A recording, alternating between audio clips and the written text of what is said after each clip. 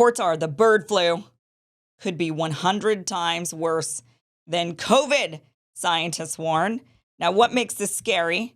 What makes this scary is not the fact that the bird flu might actually be 100 times more deadly and worse than COVID. It's the fact that they're saying this.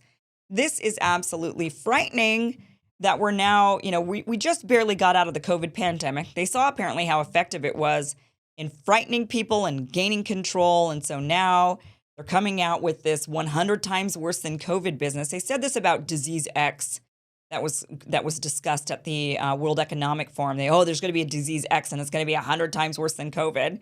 And they said that'll be in the future, some unknown disease. We don't know what it is, but it's going to be 100 times worse than COVID. And now here they're saying the bird flu, H5N1, is now 100 times worse than COVID. And it may be on the horizon after a rare human case was discovered in Texas, experts have warned. The H5N1 avian flu has spread rapidly since a new strain was detected in 2020, affecting wild birds in every state as well as in commercial poultry and backyard flocks, but has now even been detected in mammals, with cattle herds across 4 states becoming infected. And on Monday, federal health officials announced that a dairy worker in Texas caught the virus. This virus has been on the top of the pandemic list for many, many years and probably decades, is what one of the doctors said. A bird flu researcher from Pittsburgh said at a recent panel discussing the issue.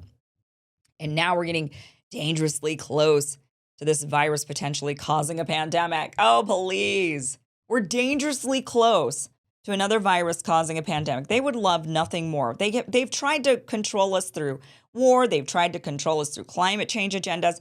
They've now, and by the way, I read an article that it's 57 companies are the ones responsible for 80% of the carbon emissions as they try to control our day-to-day lives, you and me.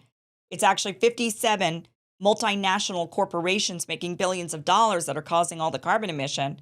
But go ahead and go after the little guy and tell him he can't eat meat and he must eat bugs, right? He can't move around. Got to have 15-minute cities. So it's just control mechanism, and that's what people are starting to figure out. But one thing they did figure out during the pandemic was they figured out that contagions freak people out. Contagions, there's something about it. There's something about zombies, becoming a zombie, being infected with a virus and dying a miserable death through that freaks the living daylights out of people. And they figured out that is the freakiest thing that people can deal with. More than war, more than climate change and the end of the world as we know it, it is contagions. And they are playing this one up. They're saying that the doctor says, therefore, in my view, I think this is a virus that is the greatest pandemic threat playing out in plain sight and globally present, he said. Oh my gosh. John Fulton, a pharmaceutical industry consultant for vaccines and the founder of Canada-based BioNiagara, who organized the meeting, also expressed his concerns, the Mail reports. This appears to be 100 times worse than COVID, or it could be if it mutates and maintains its high case fatality rate, he said. Once it's mutated to infect humans, we can only hope that the fatality rate drops. Dun, dun, dun. So everybody beware. They're going to do this to us year after year after year. We get out of the, look, these types of flus have been circulating for a long time. And they always say, oh no, this is a bad one. This is a really bad one. And it ends up, maybe being a worse flu than previous years. Maybe it does kill more people, but life goes on. We don't shut down.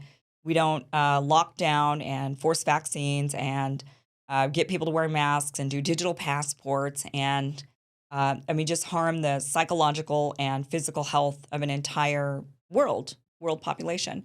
We don't do that, but they saw that it was effective. They saw that they could gain control. They saw that fear of contagion really does resonate with people. And I don't know if that will work again as well as it did the first time. I think fewer people are afraid of contagion than, once they got COVID, the people that were deathly afraid of COVID, once they got COVID, they got over COVID and they said, oh, okay, I had COVID, I got over COVID, it wasn't that bad